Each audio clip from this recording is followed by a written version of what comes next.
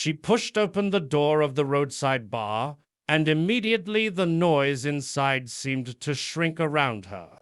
A thin beam of evening light followed her in, catching the smoke-filled air and making her small figure stand out even more.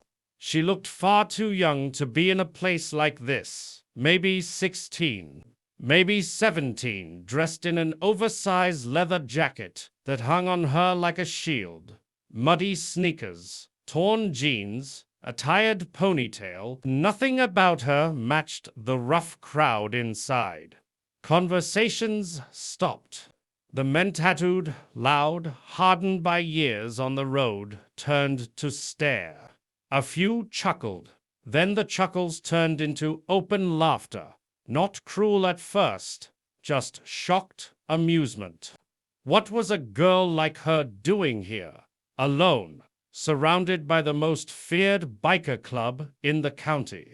But even as the room echoed with their laughter, she didn't move. She stood there quietly, refusing to shrink. As the laughter slowly died down, something about the girl began to shift the energy in the room. She didn't shout, didn't flinch, didn't take a single step back. And when she finally turned slightly, letting the dim light fall across her back, every man in that bar froze. The old leather jacket she wore wasn't just oversized, it carried history. Faded threads, worn edges, and in the center, a patch so familiar that it hit them harder than any punch could. Iron Wolves founding member. That wasn't just merchandise.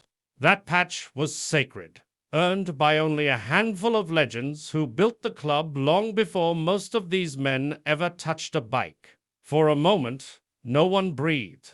The same men who were laughing seconds ago now stared in stunned silence, their expressions shifting from amusement to disbelief. Whoever she wasn't just some lost kid. She carried a legacy. The silence in the room felt heavy as she lifted her chin, finally meeting the eyes that had once mocked her. Her voice wasn't loud, but it carried a weight that seemed to echo through the bar. She said the jacket belonged to her father, Eli Rivers. That name alone was enough to change the expressions on every hardened face around her. Eli wasn't just another rider. He was the kind of man whose stories were still whispered on long highway nights. A leader, a protector, someone who rode with purpose and died with the same courage he lived by. They all remembered the accident on Route 66, how he gave his life to save a trapped family. And now, standing in front of them, was the daughter none of them had seen since the funeral. Small, determined, and wearing the legacy they once honored. Ix! She shifted her weight slightly, her hands tightening around the edges of the jacket, as if holding on to the last piece of strength she had left. When she spoke again, her voice was softer, but it carried a kind of honesty no one in that bar could ignore. She told them she hadn't come there to reopen old memories or claim anything that wasn't hers. She came because she needed help, because her mother's health was getting worse. But the bills were stacking up, and every door she knocked on had stayed shut. There was no anger in her words, no pity-seeking tremble, just a quiet truth. She said her mother always believed that her father's brothers, the Iron Wolves, would never let them fall.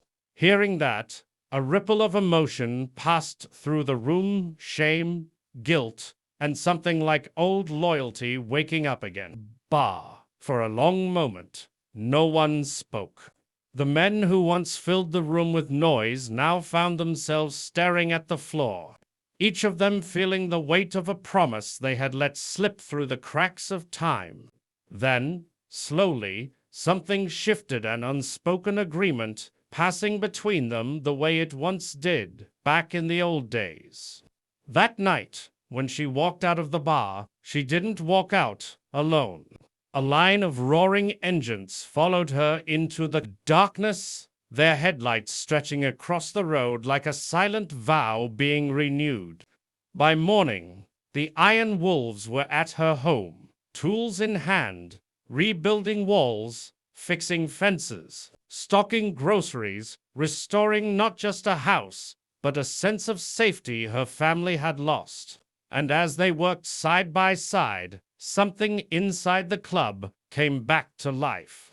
A purpose they didn't realize they'd been missing. This time, they refused to fail her. Over the next few months, her presence slowly became woven into the rhythm of their rides. She wasn't loud. She didn't try to fill her father's shoes.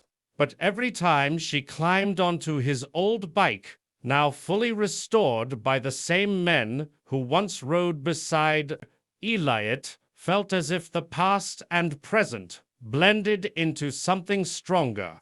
She rode at the front, the wind catching her hair, the familiar rumble of engines behind her, forming a shield she no longer had to ask for. People in town began to recognize her, not just as Eli Rivers' daughter, but as a symbol of everything the Iron Wolves stood for at their best: loyalty, compassion, and second chances.